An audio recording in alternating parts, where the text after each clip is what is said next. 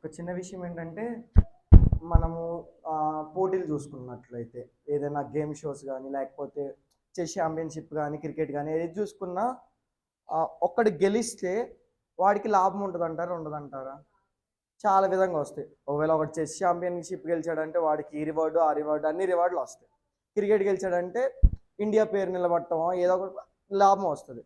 కానీ ఆ జయించిన తర్వాత వచ్చే లాభానికి వాడు ముందర ఏం చేయాలి అంటే శ్రమ పడాలి, కష్టం పడాలి. సో కష్టపడటం వల్ల వచ్చిన జయంకి వచ్చిన బెనిఫిట్స్ అనుభవిస్తాడు వాడు, అంతే కదా. దేవుడు కూడా ఏంటంటే ఒకనొక సమయంలో కష్టపడ్డాడు. ఎలా కష్టపడ్డాడు? శ్రమలు అనుభవించో లేకపోతే బాధలు అనుభవించో శ్రమ పడ్డాడు. ఆయనకు వచ్చిన జయము బెనిఫిట్ ఎవరికైంది? అందరికీ అయింది, సర్వలోకానికి అయింది అనమాట. సో అదే విషయంలో దేవుడు చెప్తున్న విషయం ఏంటంటే యోహాను సువార్త 16వ అధ్యాయము 33వ వచనం.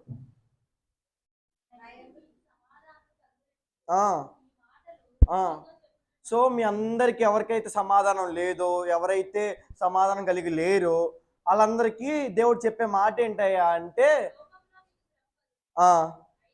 అదేంటి లోకంలో శ్రమలు వస్తాయి అంటున్నాడు. శ్రమలు వస్తే సమాధానం ఎలా అంటానని అడిగితే మీరు ధైర్యం తెచ్చుకోవాలి. దేనికి తెచ్చుకోవాలి ధైర్యము?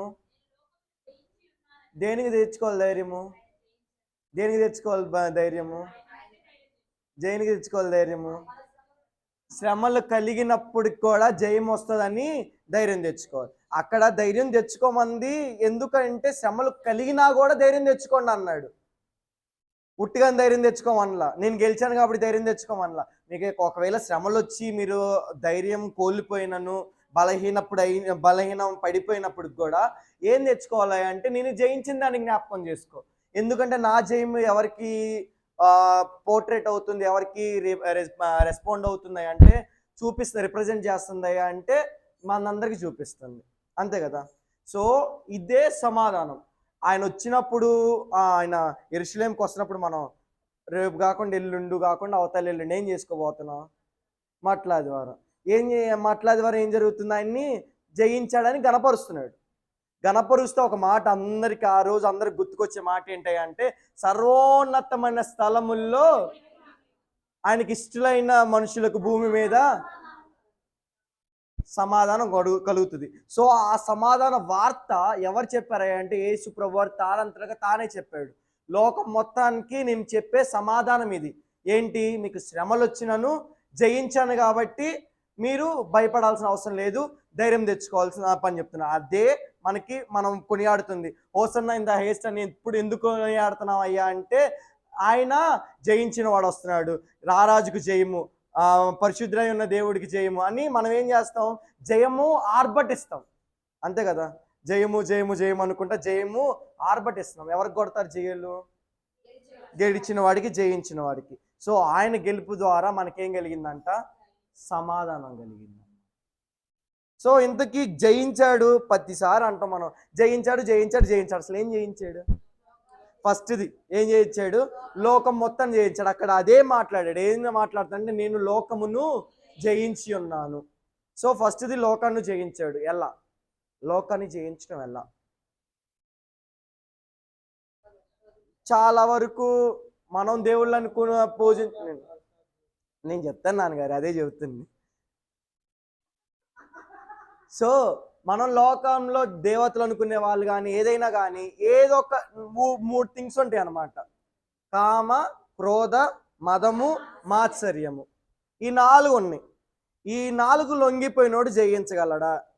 యుద్ధాలు చేసి జయించాడు అన్న మాటలే కానీ ఈ 4కి లొంగిపోయిన ఎవరు కూడా జయించిన వాడు కాడు.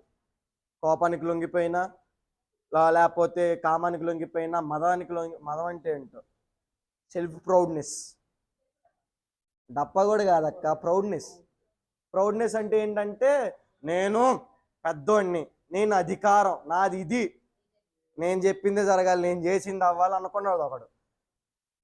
లేకపోతే కోపం, నేను చెప్పకూడదు ఆ వాటిని. రోషం ఉండాలి, దేవుని విషయంలో రోషం కరెక్టే, నాకు వేరే విషయంలో కాదులే కానీ దేవుని విషయంలో కానీ దేవుని సంఘం దగ్గరికి వచ్చినప్పుడు కానీ రోషం కలిగి ఉండటం, రోషం కలిగిన క్రైస్తవుడా అనే దేవుడు పిలుస్తాడు. అంతా చెప్తున్నావు దేవుడే కోప్పడలేదా అంటే సంఘం విషయంకి వచ్చినాక దేవుడే కోప్పడ్డాడు. దేవుడు కోప్పడిన విషయాల్లో ఒకే ఒకటి మనం చూసేది ఏంటంటే ఆయన సన్నిధిలో విచ్చలవిడిగా ఏదైతే జరుగుతుందో ఆ విషయంలో వాళ్ళ విషయంలో కోప్పడ్డాడు. దేవుని విషయంలో కోపడటం తప్పులేదు, కానీ ఆ కోపాన్ని సూర్యాస్తం వరకు ఉంచుకోవటం తప్పు. కవరింగ్ బైబిల్ ఆధారంగా లేకపోతే కవరింగ్ అనుకోవచ్చు. సో ఇది అన్నమాట. ఇక ఏది చూసినా ఆయన నేత్రాశతో చూశాడా లేకపోతే జీవము డంబంతో చూశాడా? నేత్రాశ కలిగి ఉంది ఆయనకి. ఆ నేత్రాశ కలిగి ఉంటే ఇదిగో ఈ లోకం మొత్తం నీకు ఇచ్చేస్తా, నువ్వు నా కాలు మొక్కితే సరిపోయిద్దని అడిగినప్పుడు ఒక్కేవాడు. లేదు దేవదూతలు నన్ను ఎత్తుకుంటాయని తెలిసినప్పుడు దూకేవాడు. కానీ ఆయనకేం లేదు, నేత్రాశ లేదు, జీవపు డమ్మము లేదు, శరీరేచ్ఛలు లేవు. సో పాపానికి లొంగిపోయే తత్వం అనేది లేదు. ఇవన్నీ గెలిచిన వాడు ఏం గెలిచాడంట? లోకానికి. పిడి సుందరరావు గారు పాడవాడమనగానే శకపురుషుడు యుక్కపురుషుడు, పాపమే లేనివాడు, పాపాన్ని జయించి లేచినవాడు.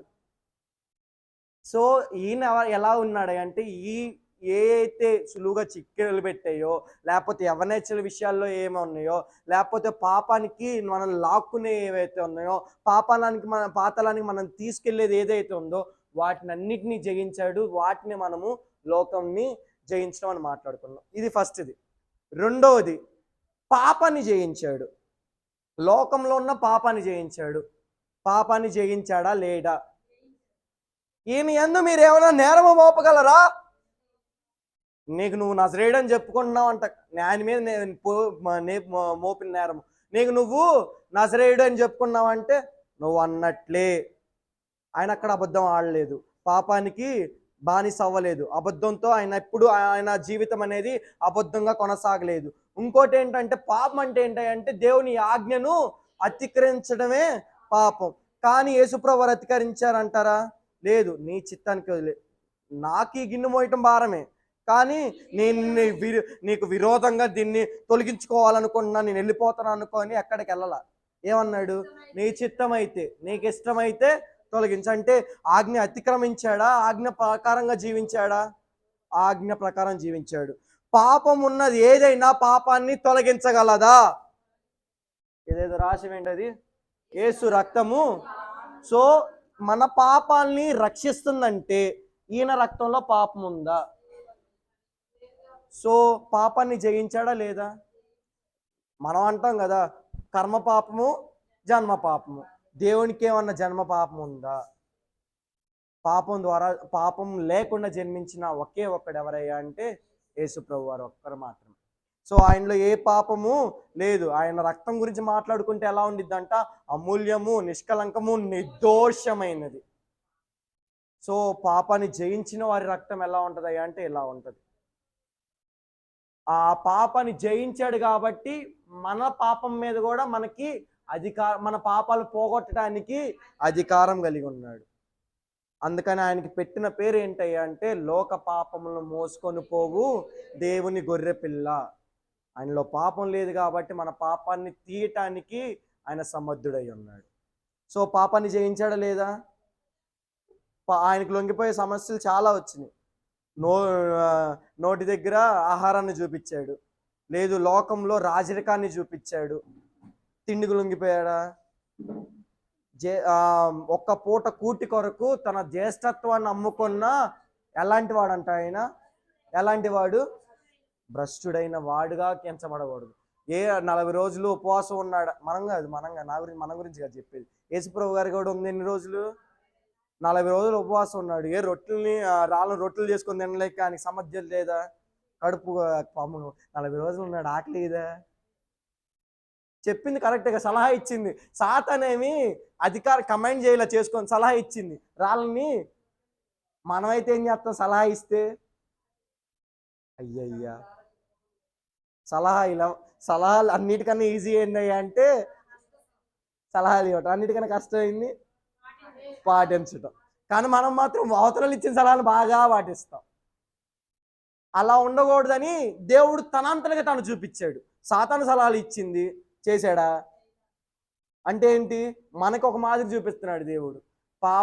పాపం చేయటానికి నీకు అధికారం వచ్చినా, సమయం వచ్చినా దాన్ని జయించాలి. ఎలా? సలహాలు వెనకండి. అది సాతాను ద్వారా ప్రేరేపితమైందా లేకపోతే ఒక ఆయన ఉన్నాడు, దైవజనుడే, దేవుడు మాటలు వినేవాడే, దేవుడు సలహా ఇచ్చాడు, దాని ప్రకారం చేశాడు. ఇంకో దైవజనుడు వచ్చి ఏం చెప్పాడంట, మా ఇంట్లో భోజనం అక్కడ ఏం తినొద్దని ఏం చెప్పినా దేవుడు చెప్తే, ఇంకో దైవజనుడు వచ్చి ఏం చెప్పాడు, అక్కడ పాపానికి లొంగిపోయాడా లేదా? ఎక్కడ తేడా వచ్చిందయ్యా అంటే దేవుడి దగ్గర తేడా లేదు, దేవుడు తెలియజేసిన మాటలో తేడా లేదు, వినటంలో తేడా ఉంది. సో అందుకని చెప్పేది ఏంటయ్యా అంటే అనేక మంది తోడేళ్ళంట సంఘాన్ని చెరిచివేయటానికి, సంఘ సభ్యుల్లో కానీ దైవజండం వేషంలో కానీ గొర్రెపిల్ల ఈ చర్మం కట్టుకొని మేకలా తిరుగుతూ ఉన్నాయి. జాగ్రత్త, మాటలు వినమాకండి. ఎందుకంటే అంధుడు చూపించే త్రోవ ఎప్పటికైనా, అంధుడు చూపించే త్రోవ ఎక్కడికి వెళ్ళిద్ది, గుంటలోకే వెళ్ళిద్ది. గుడ్డివాడు అదే అంధుడన్న ఆడేగా. సో ఎవరు పడితే వాళ్ళ మాటలు మీరు వినకండి, లోకాన్ని జయించిన వాడు మాట వినండి. పాపాన్ని జయించిన వాడి మాట ఏమై ఉందంటే ఎక్కడ దొరుకుతుంది అంటే ఈ వాక్యంలో దొరుకుతుంది. సో దీనికి వ్యతిరేకంగా ఏమున్నా దాన్ని పాటించాల్సిన అవసరం లేదు మనకి. శ్రమదినాలు వస్తే తెల్ల చొక్కా వేసుకోవాలి, తెల్ల షర్ట్ వేసుకోవాలి, ఇదే వేసుకోవాలంటే అవసరం లేదు. ఎందుకు? వాక్యంలో ఉందా? లేదు. ఏమడిగా అదే చెప్తున్నా, ఏమడిగాడయ్యా ఆయన అంటే హృదయాన్ని శుద్ధీకరించుకోమన్నాడు. సో అది చాలు మనకి, మా బాగా. సో బైబిల్ని మించి ఎవరు ఏం చెప్పినా వినాల్సిన అవసరం లేదు. సాతాను చేత పీడింపబడి బాధపడుతున్న గృహాన్ని చుట్టూ వెళ్ళి అక్కడ ఇది పరలోకం అని అన్నారంటే వాడు ఏమవ్వాలి? వినాల్సిన అవసరం మనకి లేదు. ఎందుకంటే ఇంట్లో వాళ్ళకి తెలుసు వాడు ఎన్ని బాధలు పడుతున్నాడని. సో ఇలాంటి జరిగినప్పుడు అమ్మో ఆయన అట్లా మెచ్చుకున్నాడు, ఇలా మెచ్చుకున్నాడు, మమ్మల్ని గణపరిచాడని కాకుండా మన జీవితం ఏమై ఉంది, సలహాలు పాటించాలా వద్దా? ఆయన నిజంగా నీకు తెలిసిన లోకంలో పేరు మోసిన దైవజనుడు అయినా నీ పరిశీలన నీకుంది కదా. మీ ఇల్లు పరలోకంలో ఉందా లేకపోతే మీ ఇల్లు సాతాను చేత ప్రేరేపింపబడుతుందా మీకు తెలుసు. ఎవరో దైవజనుడు వచ్చి చెప్తే మాత్రం పేరు మోసిన దైవజనుడు కదా అని నువ్వు వినాల్సిన అవసరము లేదు. అదనమాట. సో సలహా వినాల్సిన మాట ఎవరిదయ్యా అంటే లోక పాపమును జయించిన వాడి సలహా వినాలి. ఫస్ట్ ఇది లోకాన్ని జయించాడు, రెండోది లోకంలో ఉన్న పాపాన్ని జయించాడు. శ్రమలను జయించాడా లేదా? ఎలా చెప్పగలరు శ్రమను జయించాడని? జయించడం అంటే అనుకున్న జరిగించడం, మనం మాట్లాడుకున్నదే. ఆయన కొట్టారు, ఆయన హింసించారు, ముళ్ళ కిరీటం పెట్టారు, లేదు మా దాహాన్ని ఇచ్చినా కూడా చేదు చిరకనే ఇచ్చారు. ఆరో మాటకు వచ్చేసరికి ఏం చెప్పాడు? నువ్వు నాన్న, ఆరో మాటకు వచ్చేసరికి ఏం చెప్పాడు? ఏదైతే నాకు ఇచ్చావో పనిని నేను సమాప్తం చేశానని చెప్పాడు. శ్రమలు వచ్చినా సమాప్తం చేశాడా లేదా? అడ్డంకులు వచ్చినా సమాప్తం చేశాడా లేదా? శ్రమలు లేకపోతే బాధలు వచ్చినా, కష్టాలు వచ్చినా, దెబ్బలు పడినా, ముళ్ళ కిరీటం పెట్టినా, శోకంలో ముంచిన, ఎగతాళి చేసిన ఆయన అనుకున్న పని ఆయన చేయించాడా లేదా? అక్కడ సమాప్తమైందని ఏం చెప్పాడంటే రక్షణ గురించైనా జయాన్ని ప్రకటించాడు. ఆయన జయాన్ని ప్రకటించడం అనే మాట ఏంటయ్యా అంటే సమాప్తమైనమన్నమాట. సో అది జయధ్వని అంటారా కాదంటారా? అంటే జయధ్వని చేసిన వాడు జయించాడా లేదా శ్రమల్ని? దేవుడు. అందుకనే మనం ఆయన శ్రమల్ని జయించకపోతే మనం 10 సంవత్సరాలు శ్రమ దినాలు చేసుకోం. ఎందుకు? ఆయనే జయించలేదు, మేమేం జయిస్తాం అంటాం మనం, అంతే కదా. ఆయనే జయించలేకపోయాడు, మేము సంవత్సరం మేమేం జయించగలం, ఆ భారం మనమేం. సో శ్రమల్ని ఆయన జయించాడు కాబట్టి ఈ శ్రమ దినాల్లో కూడా మనకి ఎలా ఉండిద్ది అంటే జయ జీవితాన్ని దేవుడు అనుగ్రహించగలడు. శ్రమలు జయించాడా? జయించాడు. సో దాన్ని బట్టి మనకేం కలిగింది అంటే సమాధానం కలిగింది. మూడోది ఏంటిది? శ్రమలు జయించాడు. వచ్చాడు శోధకుడు, తీసుకెళ్ళాడు ఆయన్ని మా పరిశుద్ధాత్మ చేత కొనుక్కోబడ్డాడు. దేనికోసం? దేవుడు పరిశుద్ధాత్మ చేత యేసుప్రభు వారిని అరణ్యానికి కొనిపోయింది. దేనికోసం?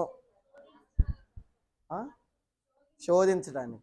అక్కడ ఉన్న మాట మీరు చదవండి, మత్తయి సువార్తలో క్లియర్గా 4వ వచనంలో క్లియర్గా చెప్పేది ఏంటయ్యా అంటే 4వ వచనం, 4వ అధ్యాయం.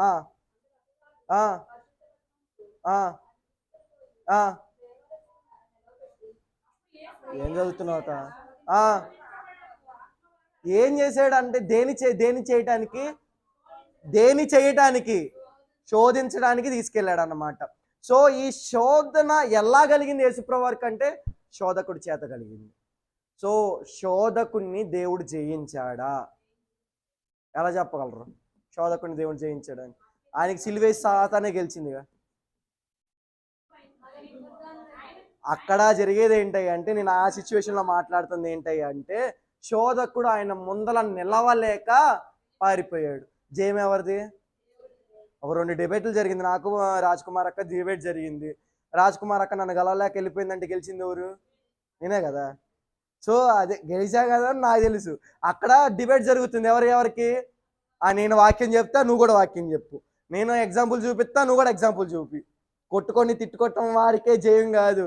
వాడు 200 రన్లు కొట్టాడు, నేను 300 రన్లు కొడతా, ఇది కాదు జయం.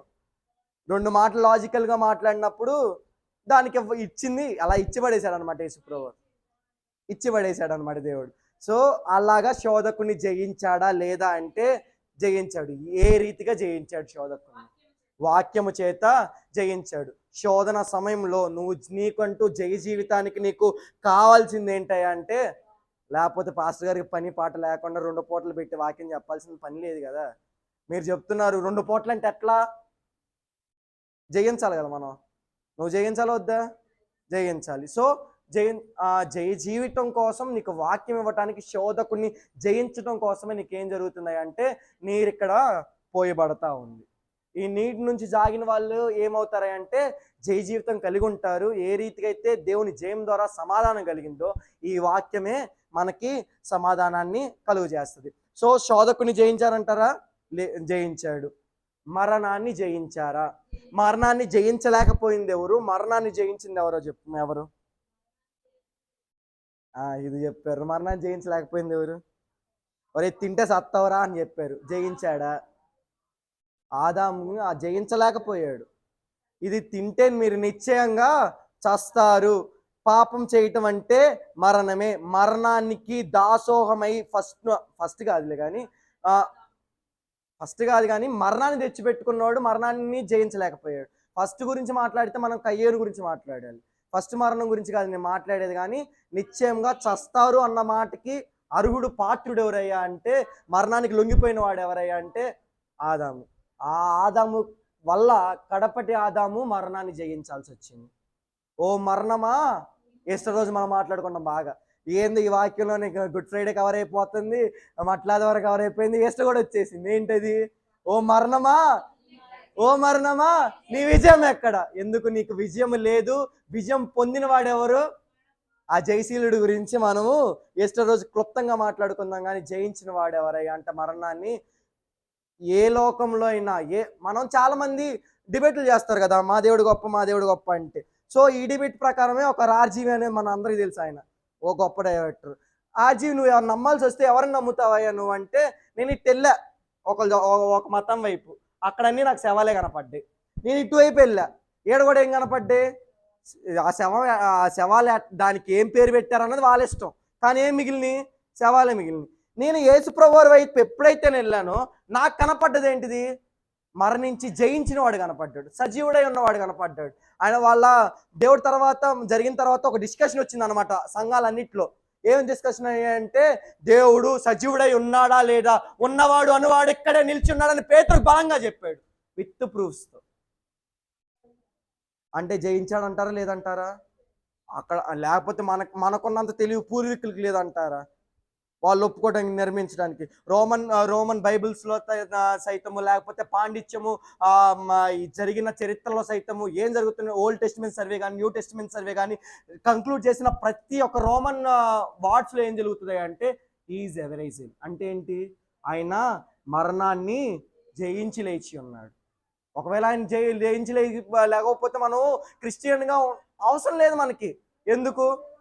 అసలు క్రైస్తవమే లేదు. ఆయన మరణాన్ని జయించాడు కాబట్టి ఆ జయము మనకు కూడా ఏం జరుగుతుందయ్యా అంటే జయము అనుగ్రహిస్తూ ఉంది. దానికోసం నీకు సమాధానం, దాని వలనే నీకు సమాధానం కలుగుతుంది. మరణాన్ని జయించాడు, తర్వాత అపవాదిని కూడా జయించాడు. అవమానాలు వచ్చినాయి, కష్టాలు వచ్చినాయి, నిందలు వచ్చినాయి. దేవుడి మీద పడిన నింద ఏంటో ఇందాకే చెప్పాను నేను. ఏంది నింద? దేవుడి మీద పడిన నింద చెప్పండి. ఇందాకే చెప్పాను నేను.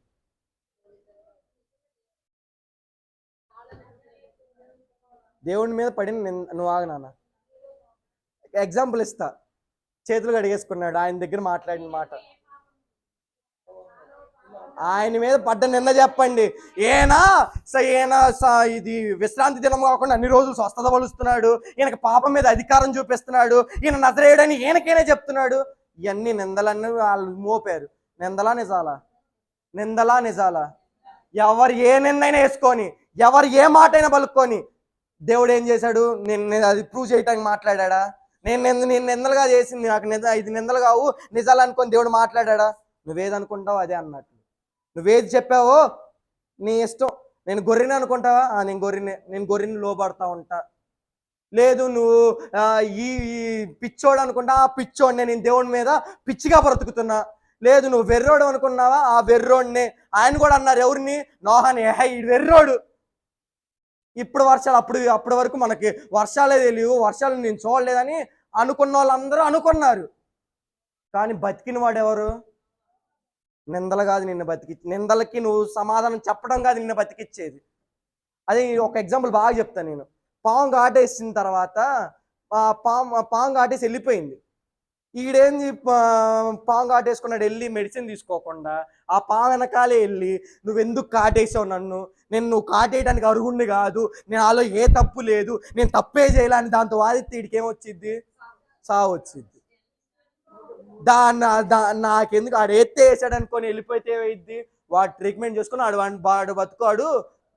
నీ మీద నిందేసిన వాళ్ళు కూడా పాములే అనుకోండి. ఎందుకు? ఆ కుట్ర అది వాళ్ళకే ఉంటాయి. నీ మీద నిందలేసిన, అవమానించిన,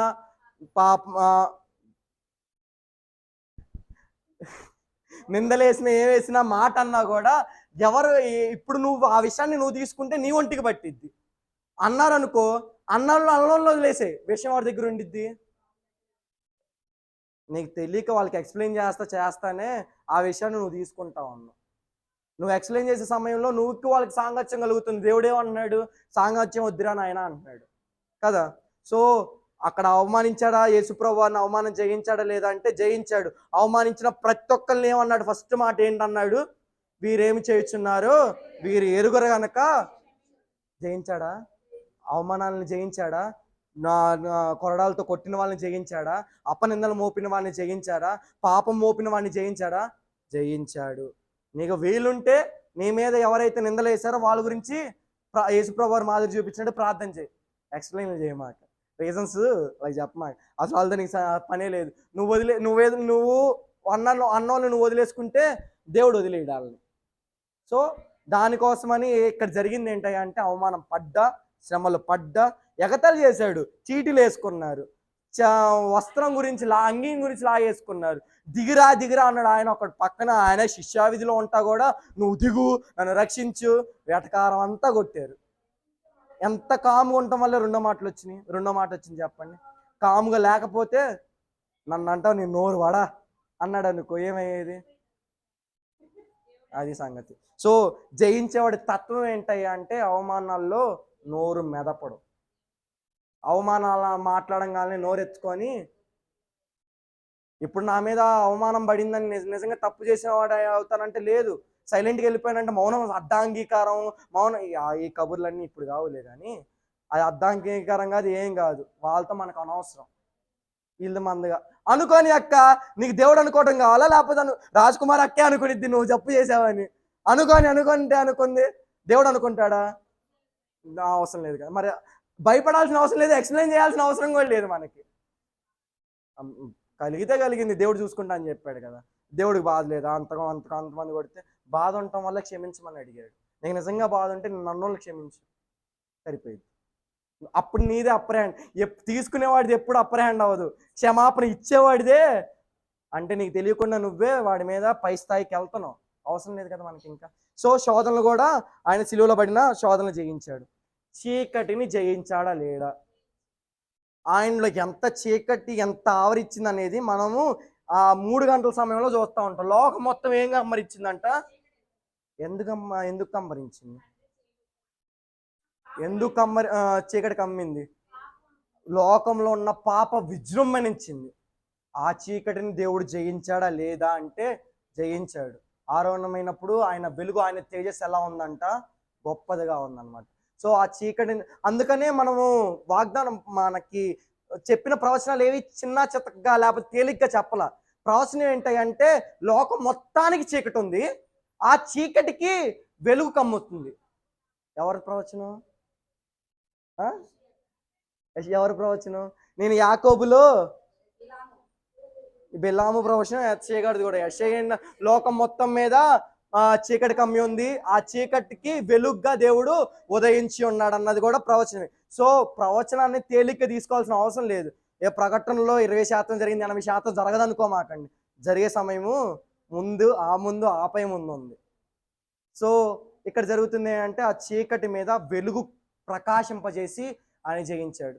చీకటిలో బ్రతుకుతున్న ప్రతి ఒక్కరికి వార్త ఇదే, అంధకారంలో బతుకుతున్న ప్రతి ఒక్కరికి వార్త ఇదే. అదే మన క్రిస్మస్ రోజు మాట్లాడుకుంటాం. ఈ లోకానికి మహా సంతోషకరమైన సువార్తమానం వచ్చింది. ఎందుకంటే అంధకారంలో ఉన్న ప్రతి ఒక్కరి మీదకి దేవుడు జయం పొంది వెలుగు ఇవ్వబోతున్నాడు. అంధకారంలో బతుకుతున్నా అనుకున్న ప్రతి ఒక్కరికి గుర్తుంచుకోవాల్సింది ఏంటంటే ఆయన జయించిన వెలుగు ఎప్పుడు నా మీదే ఉంది. అది అందు వాక్యము నేను, వాక్యము దేవుని యొద్ద నుండు, నా వాక్యమే. ఆ వెలుగు జయించిందా లేదా? చీకటి గెలిచిందా? వెలుగు గెలిచిందా?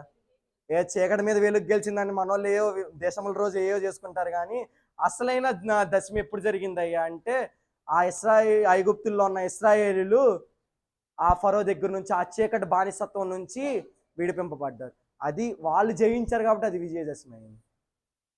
సో దశమి ఈ పండగ ఏంటంటే చీకటి మీద వెలుగు గెలిచింది.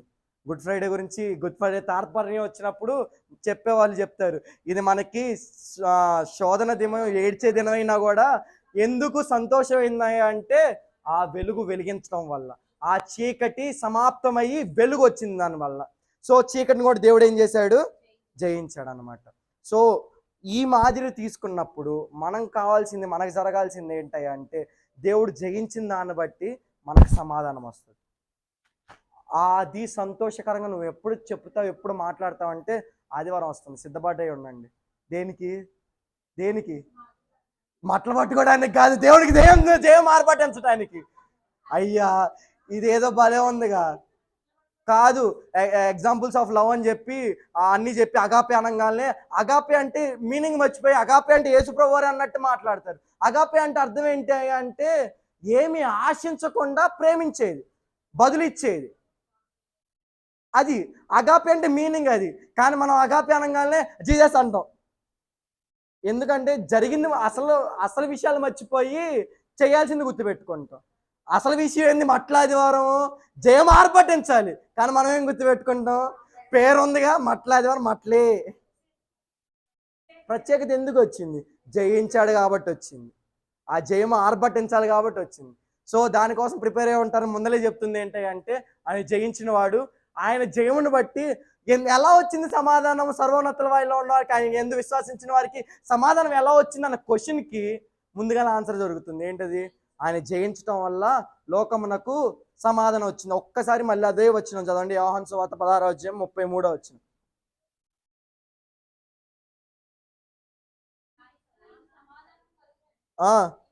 సో ఏం కలిగినట్లు? ఇది సమాధానం కలుగునట్లు. అప్పుడు దేవదూతలు ప్రకటించిన మాట ఏంటంటారు? సర్వోన్నతమైన స్థలములలో దేవునికి మహిమ, ఆయనకి ఇష్టలైన ప్రజలకు భూమి మీద సమాధానము ఉంటది.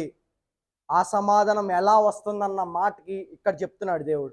లోకమునకు మీరు సమాధానం కలుగుతుంది.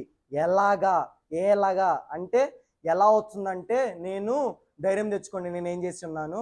లోకాన్ని జయించి ఉన్నాను, ఈ శోధన జయించి ఉన్నాను. మనం శోధనలో వెళ్ళకూడదు అన్నది దేవుడు తీర్మానం. ఎందుకు, ఎలా చెప్పగలరు చెప్పండి?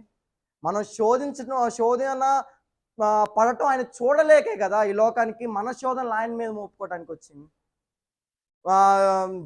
దైవ కుమారుడు ఈ లోకానికి ఉల్లాసం చేయడానికి రాలేదు, కానీ ఉత్సాహం చేయడానికి రాలేదు, పొగడ్తలు పొందుకోవడానికి రావట్లేదు. కానీ దేనికోసం వచ్చాడయ్యా అంటే దైవ కుమారుడు దేనికోసం ఈ లోకానికి వచ్చాడంటే శోధింపబడుటకు తన్ను తాను తగ్గించుకొని వచ్చాడు. అంతేనా కాదా? సో ఆయన ఎందుకు పడాలని కోరుకున్నాడంటే నీకు నాకు ఆ శోధన అనేది మన వరకు రాకుండా ఉండటానికి, ఆ శ్రమలు అనేవి మన వరకు రాకుండా ఉండటానికి. ఆ రీతిగా దేవుడు ఏం చేస్తున్నాడు అంటే ఆయన జయం ద్వారా మనకి సమాధానం కలిగజేస్తూ ఉన్నాడు. జయించిన వారి యొక్క పాలు పంపుల్లో, ఆయన రొట్టె మాంసంలో కానీ, ఆయన యొక్క సంఘంలో కానీ పాలు భాగస్తున్న ప్రతి ఒక్కరికి కలిగే శుభవార్త ఏంటంటే మీ అందరి మీద దేవుడు సమాధానము ఉంచాడు. అటు రీతైన సమాధానం దేవుడు మన సంఘం మీద ఉంచును గాక. ఆయన పొందిన జయము ద్వారా మన జీవితంలో ఏమైనా లొంగిపోయే సిచ్యువేషన్లు వచ్చినా ఆయన జయం ద్వారా మనకు దేవుడు యెహోవా ధ్వజముగా, యెహోవా నిస్సిగా మనకు జయ జీవితం అనుగ్రహించును గాక. దేవుడి మాటలు దీవించి ఆశీర్వదించును గాక.